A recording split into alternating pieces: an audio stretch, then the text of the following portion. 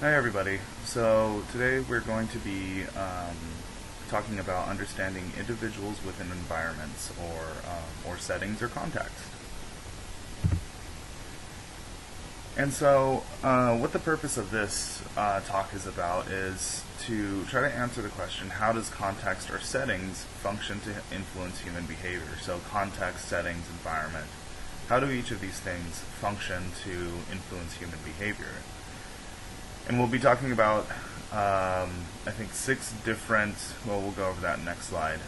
And so when we think of context or settings, these things here below, school systems, prison systems, so on and so forth, these are all a variety of settings at different levels of analysis, right? So some are microsystems, some are larger macro systems like the school system or a prison system. Some are organizations like local businesses. So when we're talking about context or settings, we're talking about settings across a variety of systems, right? A variety of ecological systems. And so we'll be going over 6 different models or ways to think about how context influences human behavior. So we'll be going over James Kelly's 4 ecological principles: social climate, social regularities, ecological psychology and behavioral settings, activity settings, and environmental psychology. Now each of these looks at how settings influences human behavior in a slightly different way. So note that these things are, while talking about something similar in the ways that context influences human behavior, they take a slightly different point of view from it. So be aware of that when you're taking your notes throughout this talk. Now first, let's talk about Kelly's ecological principles. And so what James Kelly did, who's one of the founders of community psychology, Jim Kelly came up with these 4 ecological principles to describe how settings or system components work together and how they influence human behavior. And the first of these principles is called interdependence. And what interdependence is it's the idea that a setting or a system and all the components of that setting or system are interconnected or interrelated, right? So one depends on the other. So if we take an example, right, if we have let's say a school. Let's say we have a school system, right, and we have budget cuts that occur in the school system. Those budget cuts are going to influence programming, right? And programs may be cut. If programs are cut, student well-being may go down, right? So all of these components are either directly or indirectly connected to one another in some way. Next, his second principle, he talked about cycling of resources. Now this is the ways in which a system or a setting distributes both human capital and monetary capital or financial capital and other types of capital throughout the system, right? So let's give an example again of the school system. You have, let's say you're trying to raise money for a school trip, right? So you use your social connections, that's one type of capital, to do school fundraising, so the students do some school fundraising, and that school fundraising may allow students to go on a field trip or something like that, and in turn enhances academic achievement, right? Maybe potentially building more social connections. So all of these resources, so when we're thinking about how resources are distributed, we have to think about that in the context of that particular setting and the ways that those resources are sort of cycled around.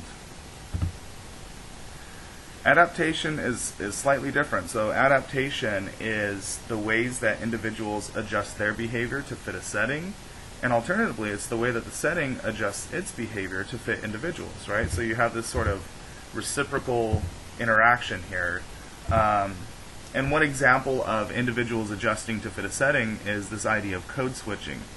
Now, what code switching is if you're from, and this is from a sociologist who wrote a book about this, if you're sort of a savvy person who's from maybe a low-income area, and you have a particular set of norms within that low-income area, you can code switch when you're in that area and basically act like the people in that particular setting, right? So you can switch your behavior on and off from that type of behavior in one setting to, if you go into a more professional setting, for example, you can switch your behavior to match that setting as well.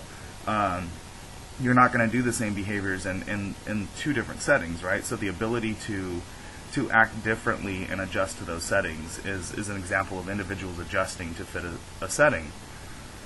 Alternatively, a family is also a type of setting, right? So the family system has to adjust when, say, a child goes off to college, right? So there's all of a sudden an extra bedroom in the house.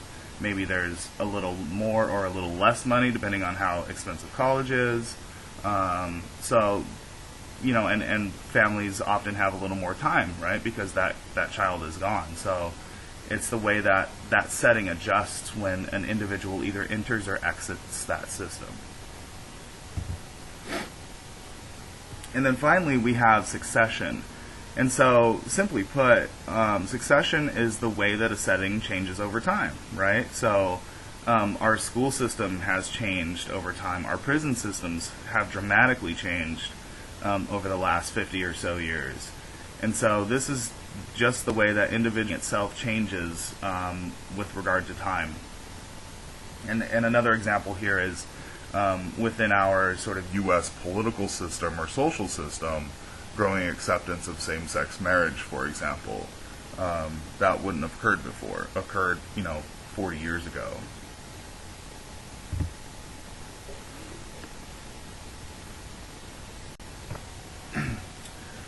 So Rudy Moose came up with this idea called social climate, right? And this has been used across a variety of usually organizations and microsystems. And so what social climate is Rudy Moose argued that it doesn't necessarily matter what the system is or what the setting is and what it provides, but it matters more people's perceptions of that setting, people within the setting, and how they perceive that setting, and particularly the interactions among people within the setting, right? So he sort of developed three, we call them scales, and so that's ways to measure social climate, right? So he developed these three scales, or three ways to measure social climate. The first of which is relationships, and it's understanding how cohesion works within that setting. The second is personal development. So that's the idea of whether or not a setting allows individuals within it to grow and develop and expand as individuals, right? So in a workplace setting, if it allows sort of independence and growth, professional growth within that setting. And then also the third here is system maintenance and change. And so this is the extent to which a setting has a particular set of rules and orders and the ability to control behavior, right? So if we think of our classroom, we both have explicit rules and norms and implicit rules and norms, right? In the syllabus, there's a whole list of various things that are acceptable and are not acceptable within the classroom. But at the same time, we sort of understand that it will not be acceptable for students to bring, say, alcohol to class, right? That's not an acceptable behavior. Or people to talk over one another and dominate the social setting, I guess, other than myself, right? So we sort of understand those rules and norms. And the purpose of this is to compare these perceptions across various stakeholders. And what I mean by stakeholders is different roles within the setting, right? So in a work setting, for example, you have the managers and then you have employees. And so Rudy Moose talks about how it's important to understand if there's a discrepancy or disparity in these perceptions, and if there is, there's a lack of matching fit within those organizations. And it's important to address that lack of fit or that lack of cohesion within those organizations. So if managers think there's one sort of level of social cohesion within an organization and employees think it's something completely different, then there's an issue there that needs to be addressed.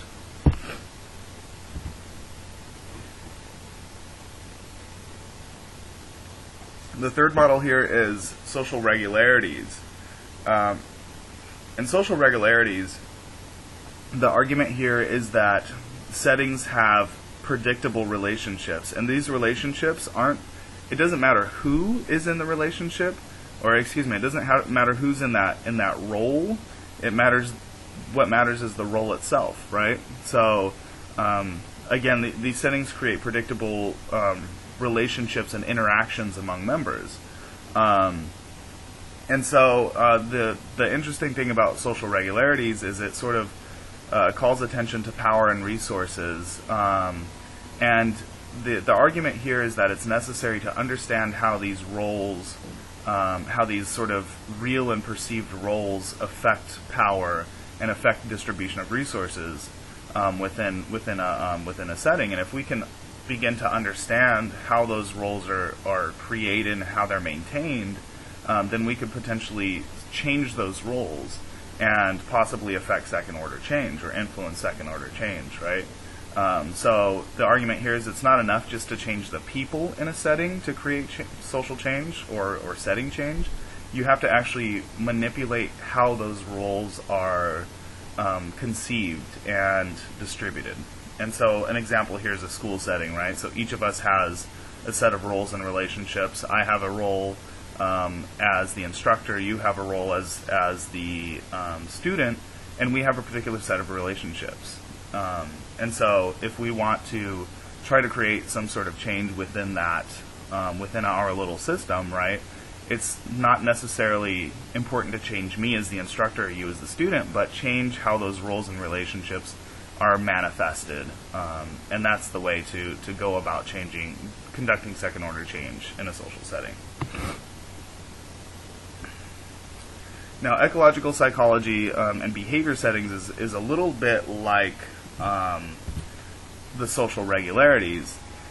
And again, the argument here is that every setting has a particular role, right? And settings consist of a place, a time, a pattern of behavior. And again, here, similarly, the individuals are interchangeable. So it doesn't matter who's in particular roles.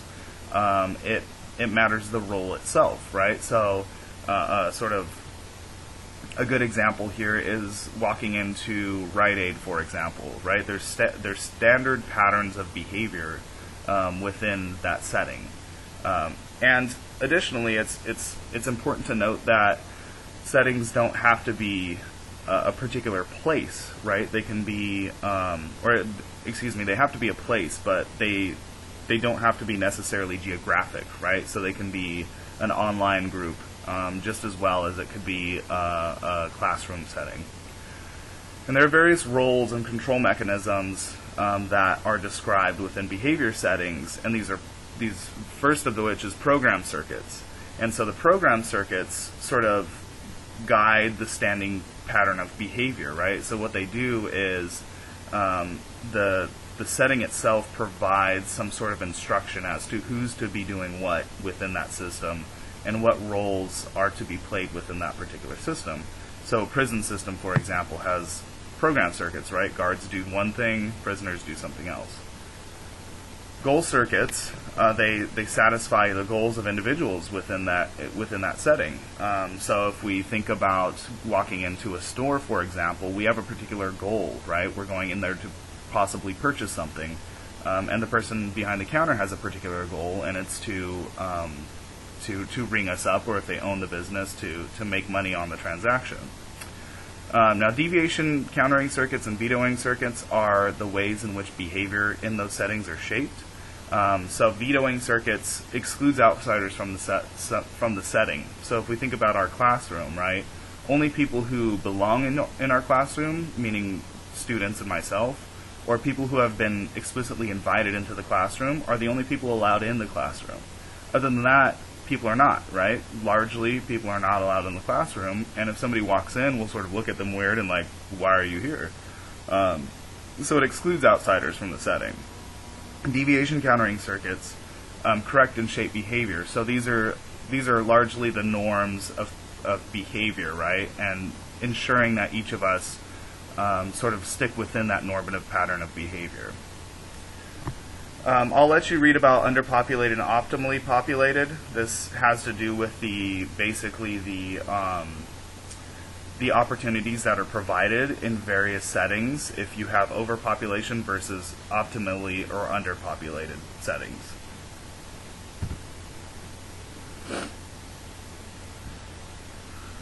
So activity settings, this is the ecological model number 5. Activity settings are almost identical to behavior settings, but what matters here is the subjective meaning of culture, beliefs, emotional experience, right? So this is a way in which we can introduce culture into a setting, and it really has to do with the interpersonal relationships within those settings, and how people in that setting understand how culture, how beliefs, how emotional experience, how normative behavior is understood within that particular setting. And then finally, 6, we have environmental psychology. And what environmental psychology does is it understands the influence of the actual physical layout of the classroom on behavior. Did I say the classroom? Of a settings layout on behavior, and how the physical aspects of that setting can influence behavior, right? So I think a perfect example is a classroom. I don't know how much any of you know this, but when faculty are trying to find new classrooms, obviously space on campus is very difficult to find because we have a small campus and we're growing significantly. And so when we're looking for classrooms, we want particular layouts because those layouts provide a certain amount of interaction with students and among faculty and students. Unfortunately, our classroom is not an optimally laid out space. It sort of doesn't allow the interaction that I would like, right, because of the way that it's set up. So that's influencing all of our behavior because there are particular things that I have to sort of throw out because we can't do in that classroom. And additionally, environmental psychologists look at environmental stressors as well, so how pollution can influence behavior, or how traffic, for example, and congestion can influence behavior.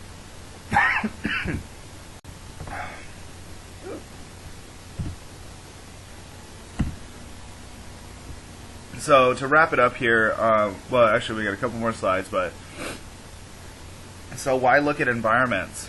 Well, if we can change, well, first they can affect individual health and well-being, right, and behavior, clearly.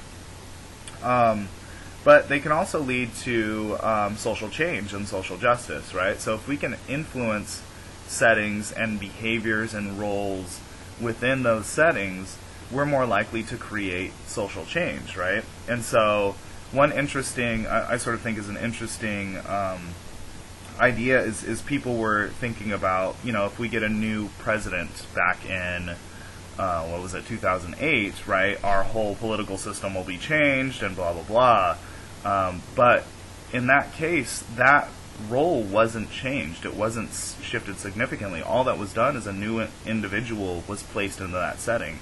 And some things might have changed a little bit, but there wasn't sort of overarching second-order change, right? In order to do that, it's necessary to change the role itself, not the individual within the role.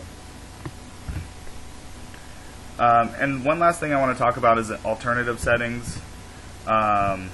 Alternative settings are basically settings that are different than the sort of normative or standard setting. And a self-help group is a perfect example of this. And what self-help groups are they're like Alcoholics Anonymous, right? So they're a group of people without necessarily a professional in that setting. So no therapist, no clinician. And what they do is they're outside of the larger system, right? They're outside of the healthcare system. So they're still providing a particular type of healthcare, but they're doing it in a different way, a way that's outside of the standard system. So here's some questions to think about. So at the end of the day, contexts are powerful, right? And they can really influence individuals. And it's important to understand how those roles and those normative mechanisms and those interrelationships, and in some cases how the layout of the setting itself can influence individual behavior. And as Jim Kelly talked about, these settings change over time and they're dynamic. And why do they change, right? They change because new individuals enter. They change because those roles and relationships are shifted over time. So think about these questions and understand that context is powerful, and context absolutely shapes human behavior, and it's necessary for us to understand how that occurs and how we can actually shift systems or shift settings in order to create social change, right?